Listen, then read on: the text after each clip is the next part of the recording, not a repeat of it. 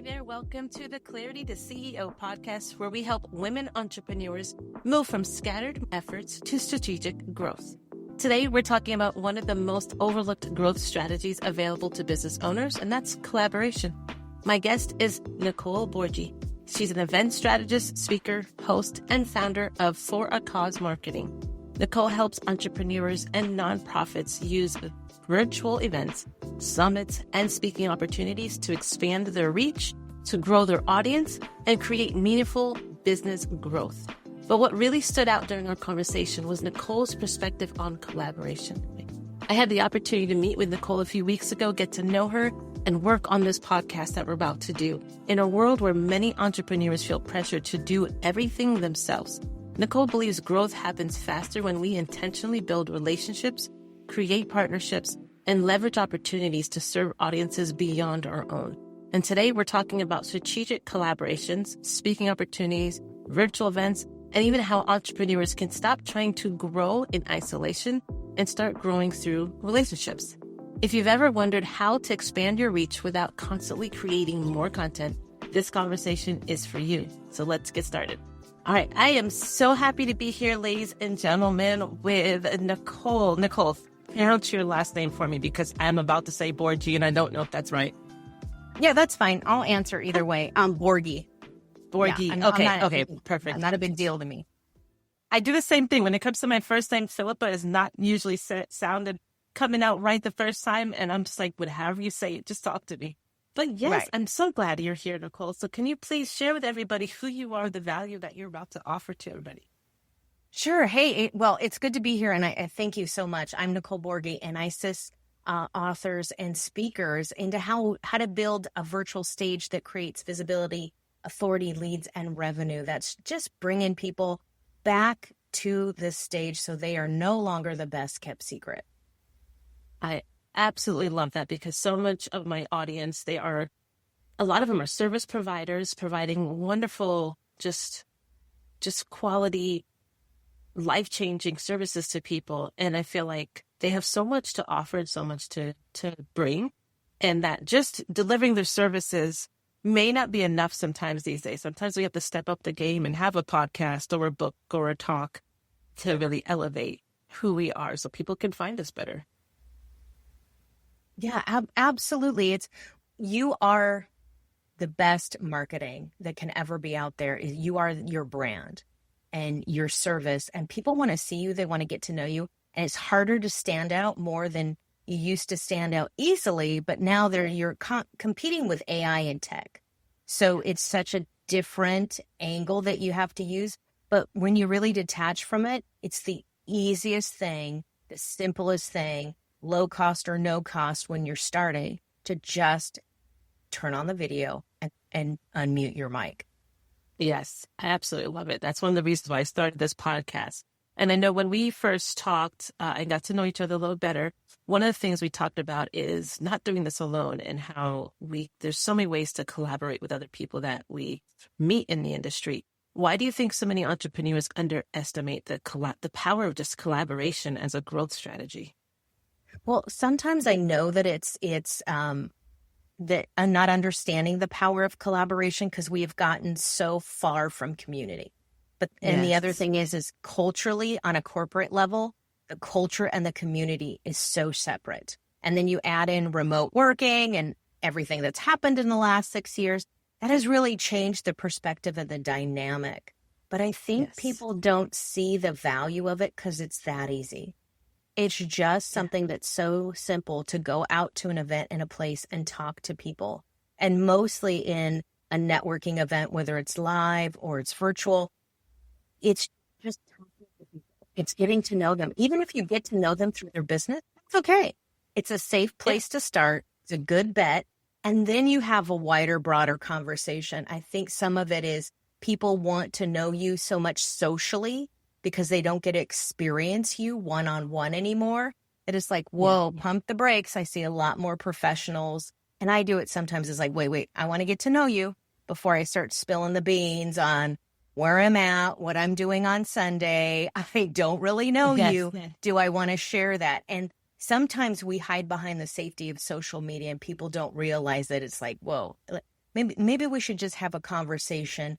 And there's the other thing is with you, it's easy to have a conversation. You're just going to go with the flow and you're going to talk and you're professional. And I love that first conversation that we had.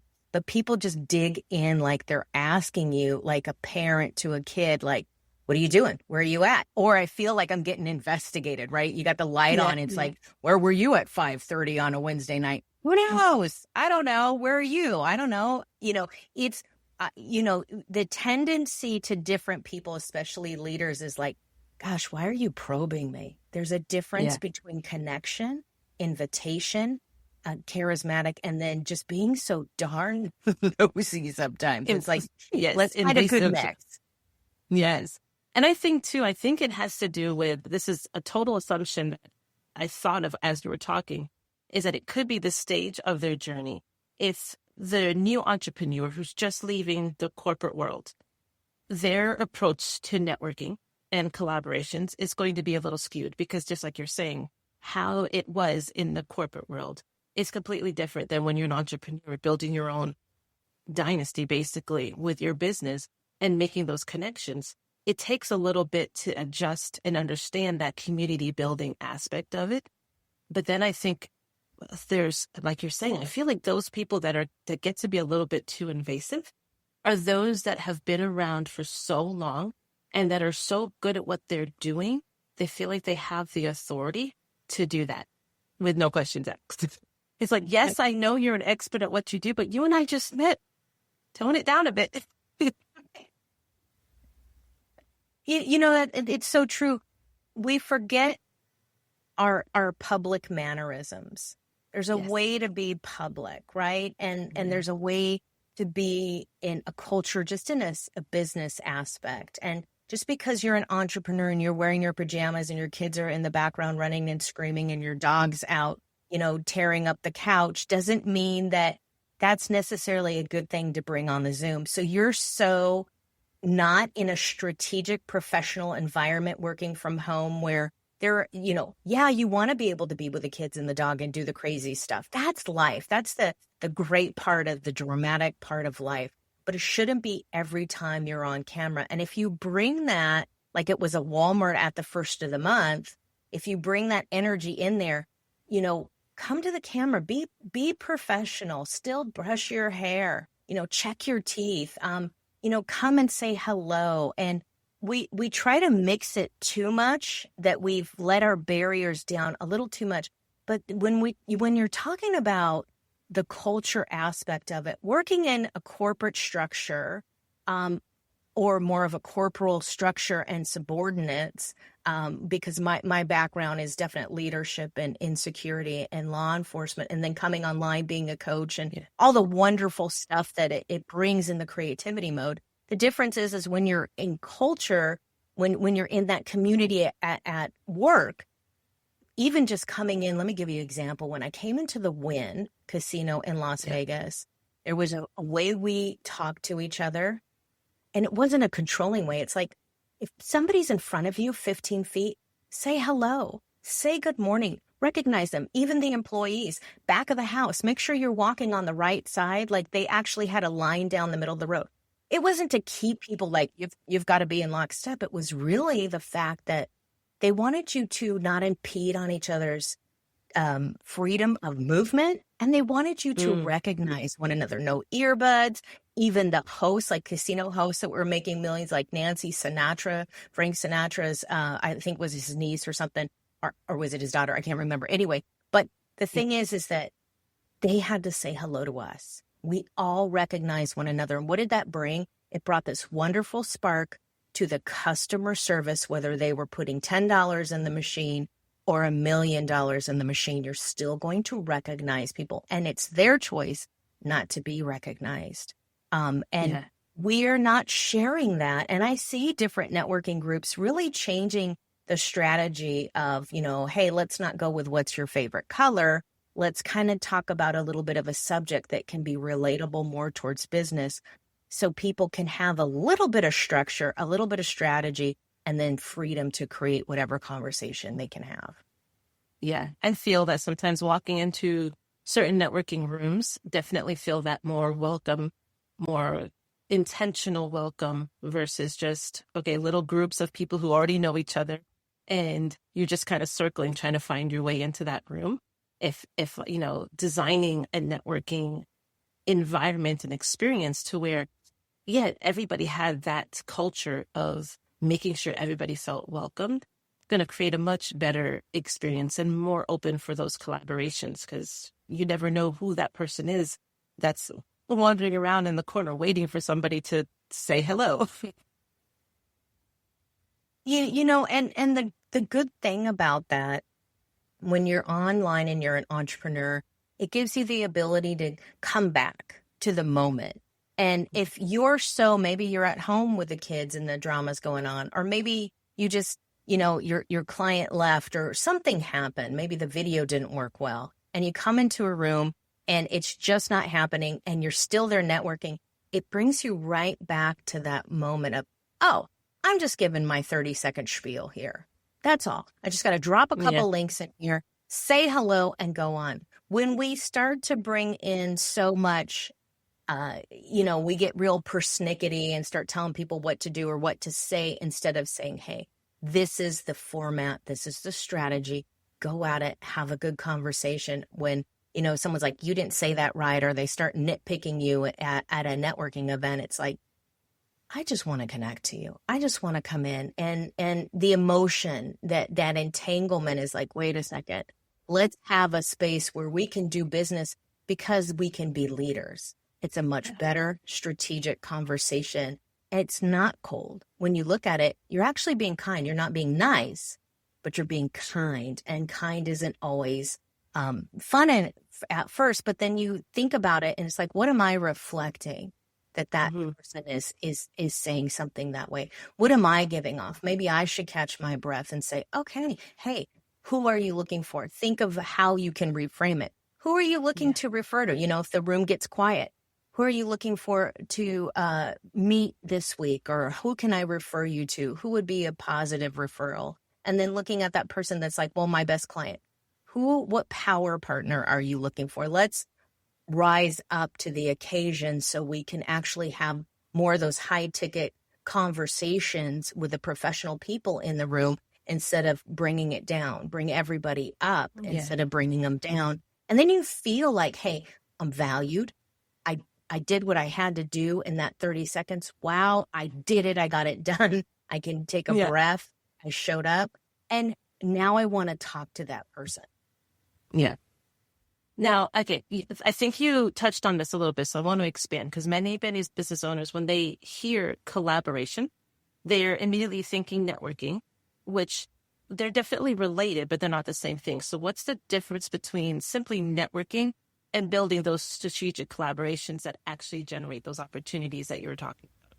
Yeah, great question, because you got to go to the networking to find the partners, but the collaboration on a stronger point is what we're doing right now. Just in the smallest senses, we're collaborating on a podcast, a guest and a host. We're working together synergistically. We're having a great conversation.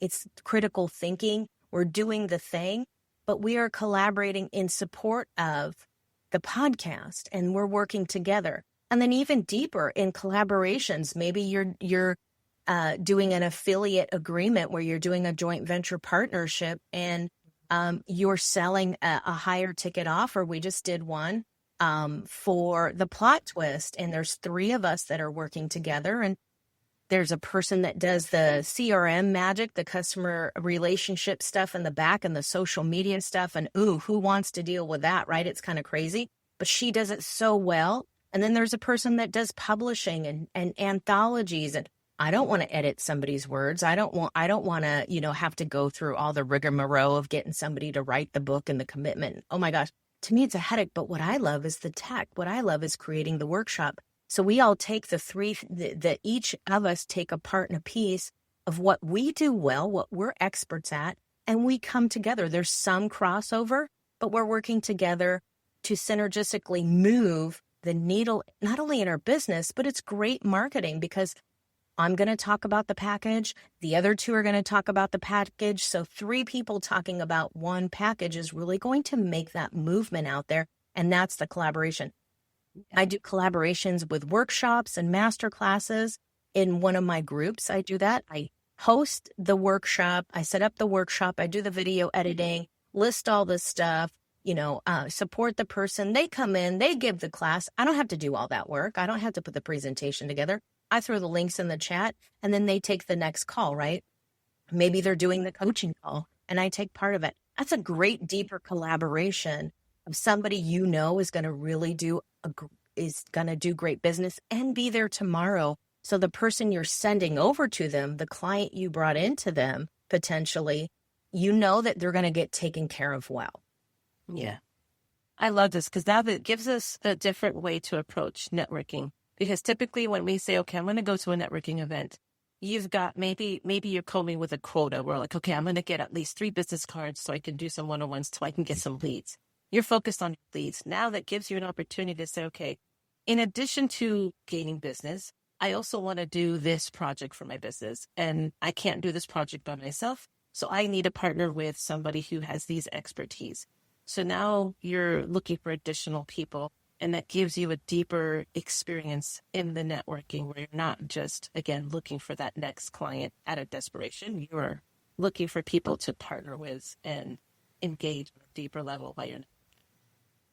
Well, 100%, because, and the other thing is if you look at it from a deeper, passionate aspect and a heartfelt, soul-led leader point of view, you're working together in partnership to build communities. Yes. And you're getting introduced to somebody else's community. You're bringing other people into your community. You're spreading yourself out there. It's community building, community engaging. And this is what we're doing to bring a solution to people's pain points. And that's where you're solving for the problem. There's so much out there where people are just like, oh my gosh, the world seems like it's coming to an end. And it's like, no, we have a solution. So if you have this solution here, and I've got 2 other people that got a solution, there's 3 solutions, maybe to one client. And, how great is that you're like, oh, I can get this at a one-stop shop. It's like my 7-Eleven. I can come into the convenience store and get a whole bunch of stuff. I can get a soda, a Monster, wake up, get some good coffee, couple of chips, I can be satiated, and maybe I can win at the lotto, right? I'm a millionaire. So you're thinking of, oh, there's 3 cool things I can get one stop.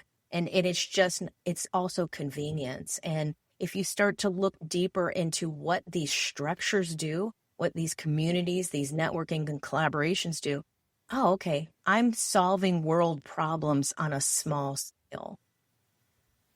Yeah, starting with the community right in front of you.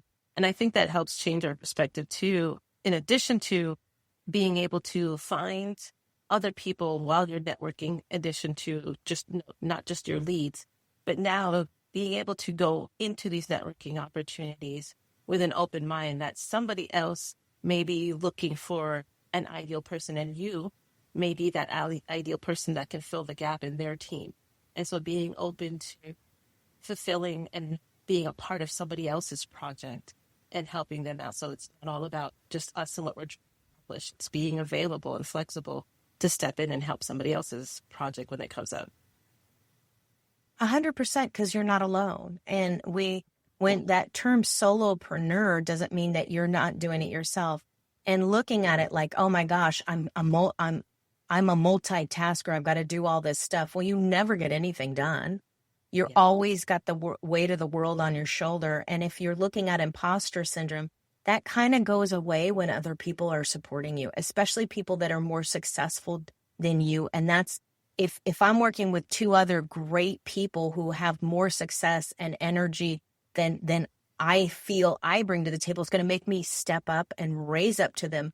And that's 2 of the 5 people I should be surrounded with. So I just eliminated half of that and got that all at once. And what a power move that just a collaboration can bring. And it sets you off as the expert in the room that, hey, she's got powerful people she knows. Yeah.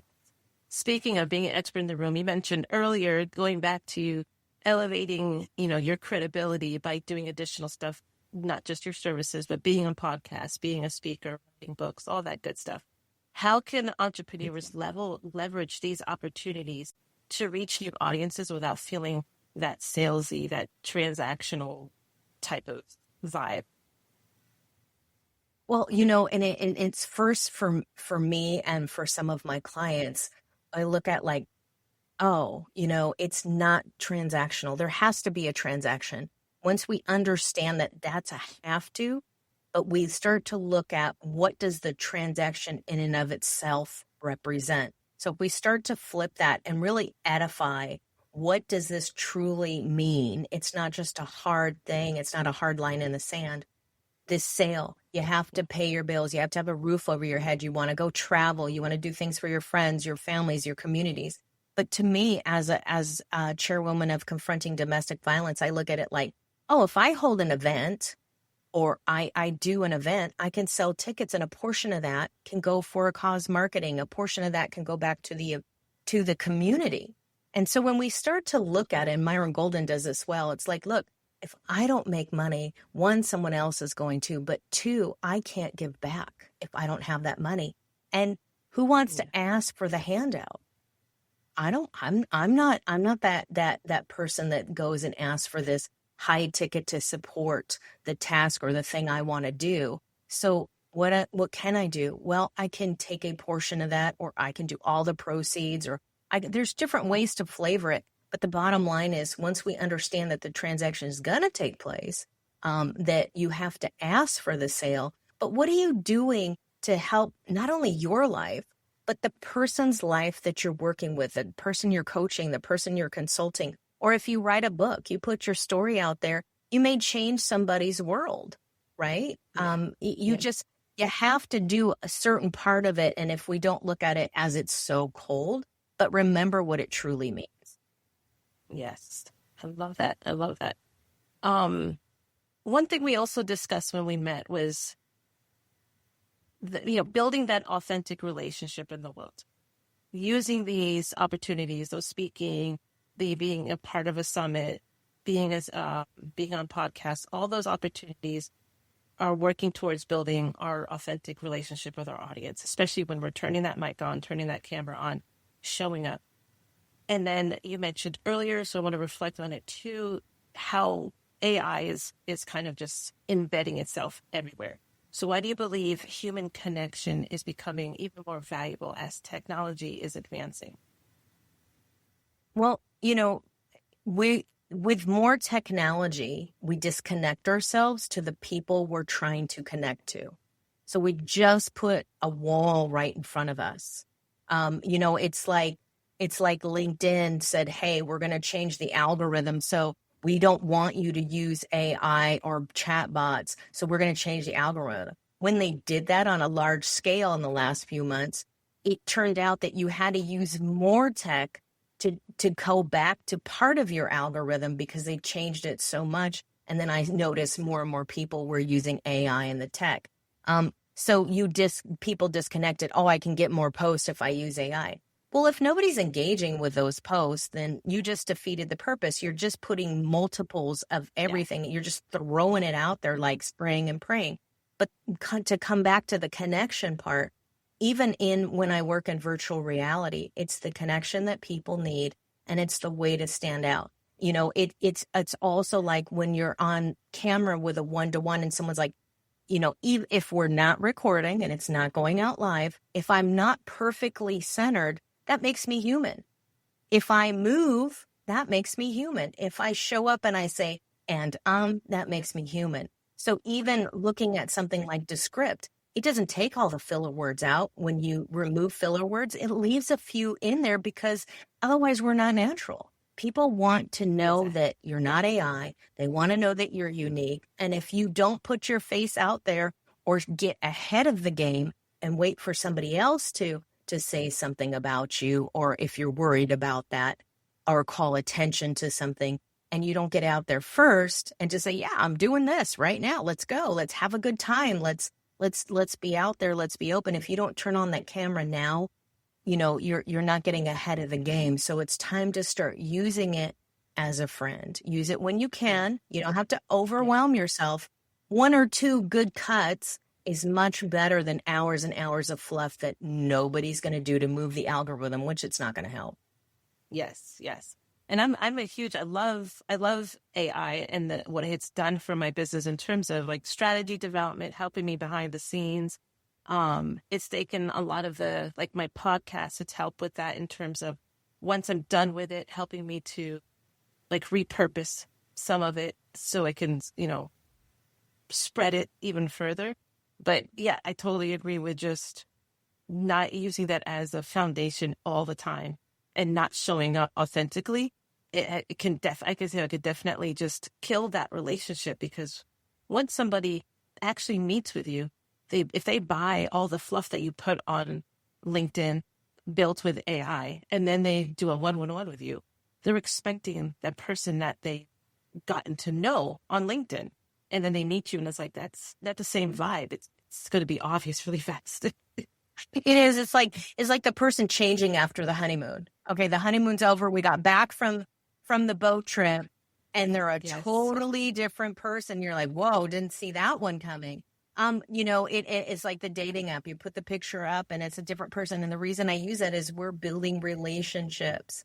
We have to remember that AI is great if you're structuring an outline. It's great if you're helping structure your presentation. But if you have a presentation for a talk or you want to go over some major points that you have to make sure you get, it's great for that. But your personality has to be the sparkle in between it. So if you come off like a robot, who wants, it's that old Dry Eyes commercial, Bueller, right? And it's just, we got to remember we're human, have fun, laugh a little, smile a little. It shouldn't be when we're talking business that it's so regimented. And my goodness, if I wasn't in a more regimented career, I wouldn't know what to say. But, you got to be human. That's what people are attracted to. That's what gets you the raise. That's what gets you the client.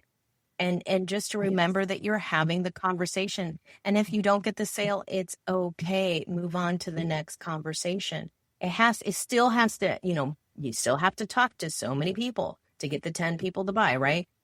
Or so many people in the room. It's a little harder now with AI, even when I'm promoting events. But that constantly changes, and the tech is changing so much, and Zoom's finally slowed down a little bit. So every time I get in the room, the buttons aren't disappearing on me.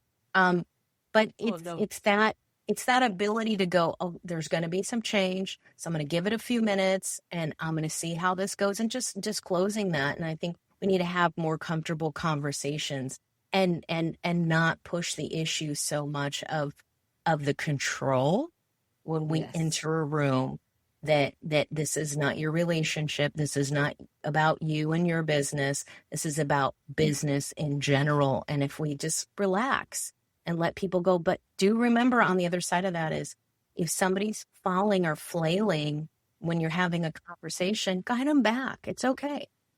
Yeah. Yes. I love that. And speaking of being authentic, my internet is going up and down. So if I get cut off, give me a moment to come right back.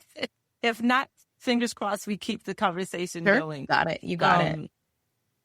So I mentioned the word repurposing, and I know that you've talked before about repurposing stages, taking those speaking opportunities that people do, either podcast or getting on a stage, and repurposing them and really getting more out of that collaboration opportunity. So can you tell us more about how people can do that, once the event is over, that it doesn't stop there?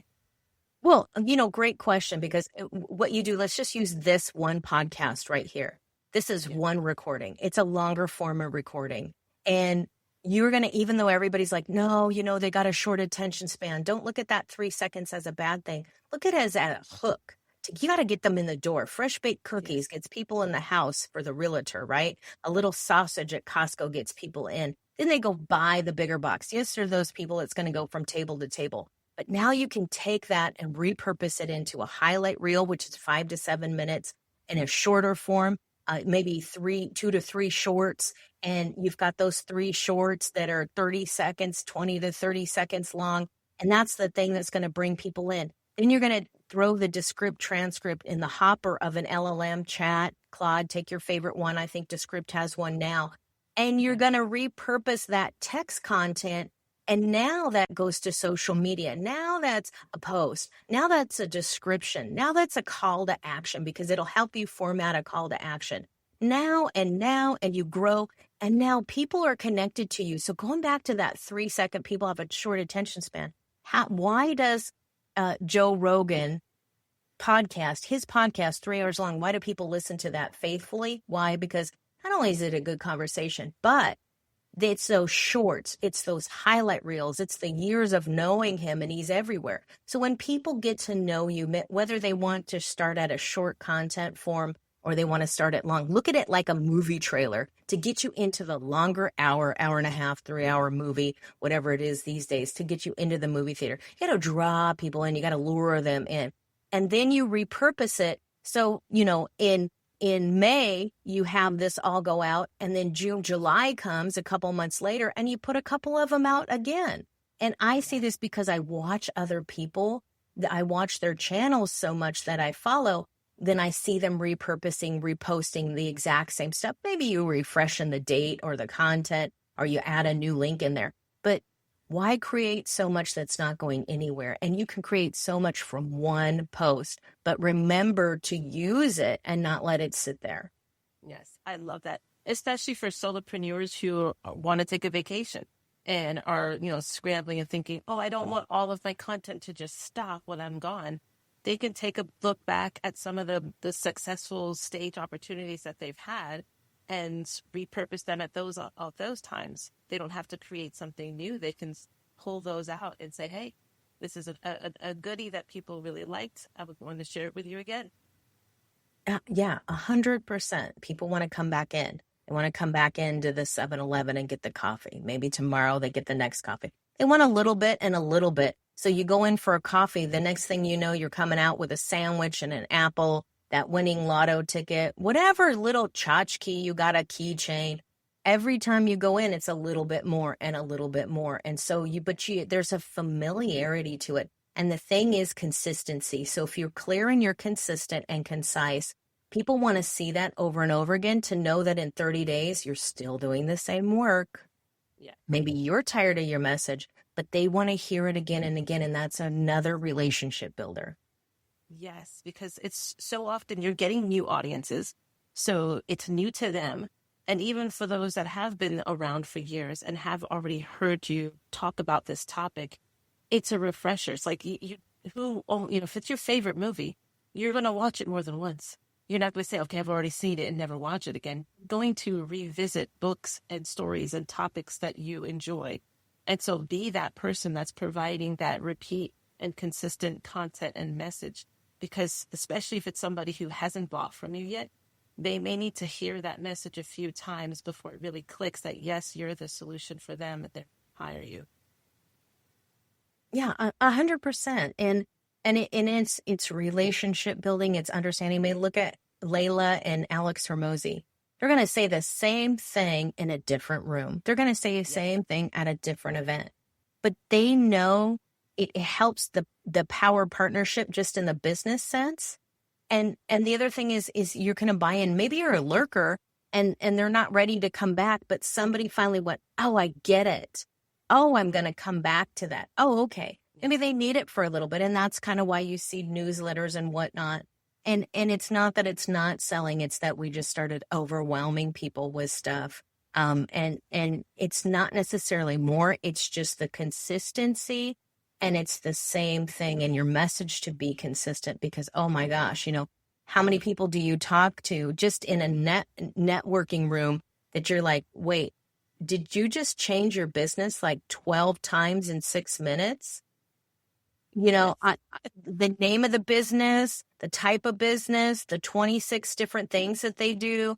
And I'm just so overwhelmed. I could just imagine somebody new in the business. And yes, you're a multifunctional being. Embrace that. We can do so many things. Doesn't mean we need to. But this is why people, aren't going to work with you. And that's okay. It's okay for them to say, not to work with you. And maybe it's better for you not to have that person as a client. So look at it that way, like, oh my gosh, thank you, universe. I think that's probably, you saved me money, you saved me time, and my hair is still going to be on my head at the end of this month. So look at that and say, oh my gosh, okay. But, help the person as much as you can. But if they keep changing, there's no consistency there. And my gosh, do you want to support this person? And it's not bad to be in judgment that way. It's a good sign, because for safety, for your business, for your finances, for your health, your mental health, that may cost you much more. So let's look at the bottom line and the amount of time that you're saving, and the headache that you're saving by not collaborating with that person. We all take chances, and we should, but know enough that I have enough expertise to say, that's not for me, and I'm going to make a healthy judgment, and I'm going to move to that next, maybe better group of people. And who do I need to change? Are you looking at that like, hey, why is this not moving? Maybe it's me. Let's try that first. And then the next thing is, who am I talking to? Who's in my circle? Back to your 5 closest friends, right? Who are you with all the time? What's the voice that you hear in your head? What are the voices saying in your friends? And the other thing is like a chess game.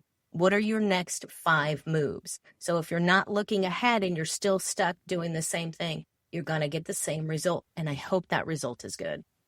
Yeah, I love this, because it all goes back to being more strategic about how you're approaching your business, anything in your life.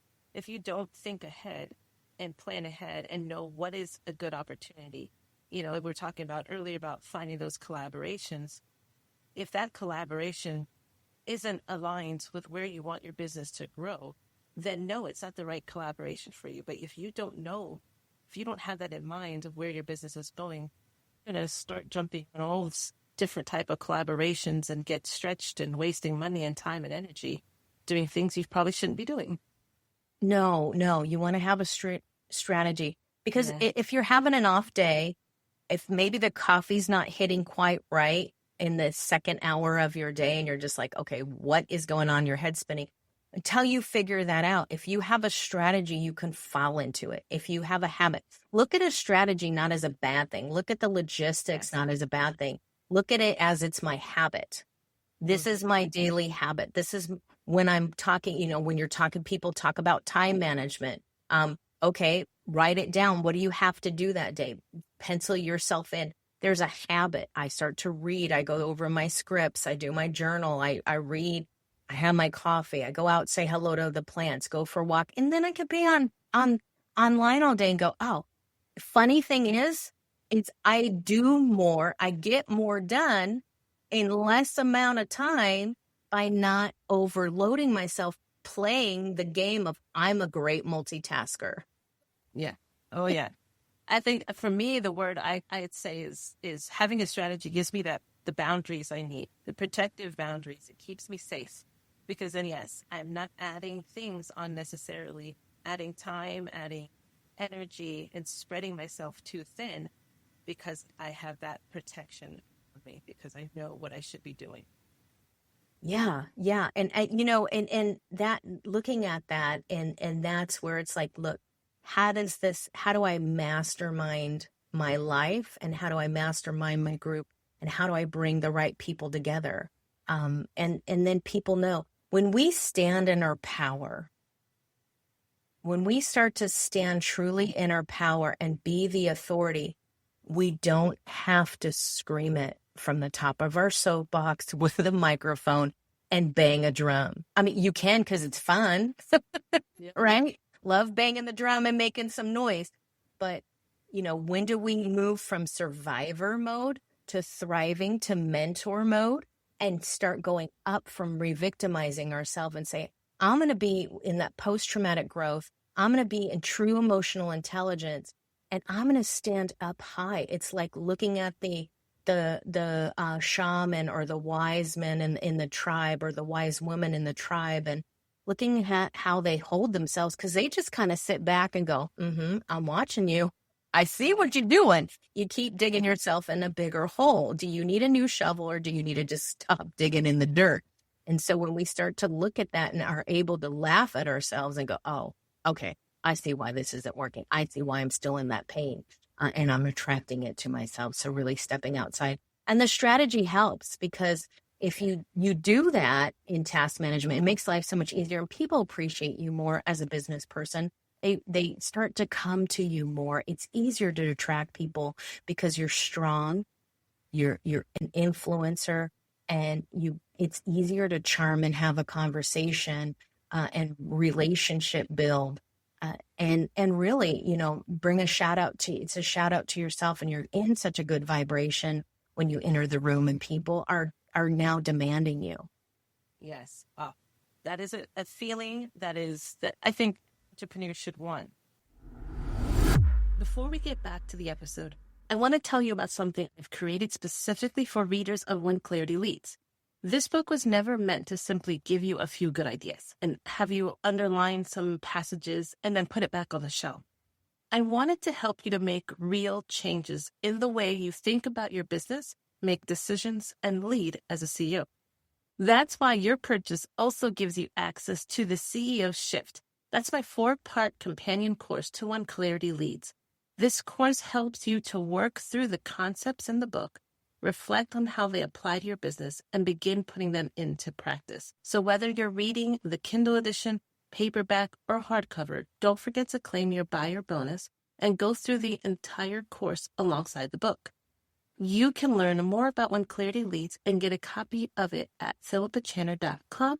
And I can't wait to have you read it and, even more importantly, put that course into work in your business. Now, back to today's episode. So for people who are not having that feeling yet, they haven't established that, and they want to start building those more strategic partnerships, where do you recommend that they start? Should it be podcasts, speaking, joint workshops, networking groups? Like, there's so many different ways to get that visibility, but is there a right way to start? Yeah, there is. You want to do them all, but you don't want to do them all at once, right? So don't just, I'm going to get on a podcast, I'm going to get paid to speak, I'm going to get this speaker app, I'm going to get this agent, I'm going to get this manager, I'm going to do this PR. Whoa. And even if you hire it out, it's still too much to manage for one person to get it done in the day. So start with the strategy of, when I build my workshop, this is the workshop I have, blueprint it, fill it out. But in order to sell my workshop or continue to sell my products, I'm going to have to get on a podcast. But don't just get on podcasts to get on podcasts. Strategically go, these are potential collaborators or potential clients I want to talk to. You're sharing an audience. So remember that when you're getting on that, don't go, oh, I never watched your podcast. Make sure that you understand the person and their podcast, and even listen for a couple minutes. So you get in that energy and go, okay, I'm going to bring your website up. I'm going to listen to your podcast and understand that. So you want to plan, I'm going to build the workshop. What kind of people am I attracting? What's my audience look like? And do I share the same audience as this podcaster? Yes. So I'm going to get on maybe one podcast a week, one workshop a month, one podcast a week, and then stages that leads into talking, that gives you the ability to start being comfortable with a conversation, being comfortable on camera, being comfortable in the room, and then even go into, maybe because your workshop is a stage. Maybe now you're speaking on stages, virtual summits. What does that look like? So you're really building out a blueprint, but make it as simple as possible. And then all that can be going into your one YouTube channel, go into your social media. So it starts working together. There's a synergy that you don't want to do one and then wait 6 months to start the other. Yeah, I absolutely love that. And I feel like we have given people a lot to think about, a lot of nuggets to test out and try. So I would love to give people a way that they can follow up and connect with you. So what's the best way for people to reach you? Sure. So, if people want to reach out to me, they can reach out on LinkedIn. That is the best way to do it. And I believe you have all the links, Yes, or I can say it here on air, but it's just the easiest way. And it's the simplest way for me to have them get a message to you and DM you. And it's a professional meeting. But everything's under my name, Nicole Borghi, my website, my everything, my memberships and anything that you want to explore. And that way we can get on a call, a conversation, and then talk about, what is strategically. And if people want to get on a call with me, it's It's something I do for you to get on the call. I wanted to help you build that blueprint. Yes, I'd love you to hire me, but I really want you to understand that there's a how to it and there's an easy way to get there from here without going crazy. Yes. Awesome. I love it. That is a very generous offer. So people, please make sure you're taking up this opportunity to connect with Nicole. I met with her already and it was amazing. And I know in a few weeks, I'm going to be on your podcast. So I look forward to that.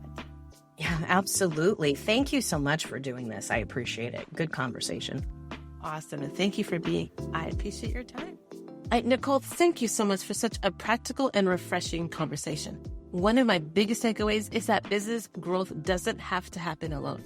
So many entrepreneurs spend years trying to build everything themselves when opportunities for partnerships, collaboration, and shared visibility are available all around them.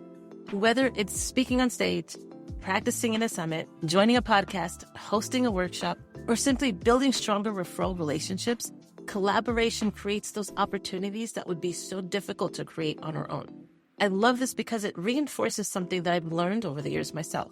Many entrepreneurs think growth comes from reaching more people themselves, but often the fastest path to growth comes from serving the audiences of people who've already built good trust and relationships. That's why I encourage women to think beyond social media content and start looking at podcasts, speaking opportunities, strategic partnerships, referral relationships, collaborative books, and collaborative marketing. What we're really talking about is leveraging relationships as a growth strategy instead of relying solely on our individual efforts. I think this conversation is a powerful reminder that clarity isn't just about knowing what you're building, it's about knowing who you should be building alongside. Because when strategy and relationships work together, growth becomes much more sustainable. As always, stay rooted in clarity, build with intention, and lead like the CEOs that you are becoming. And I will see you again next week.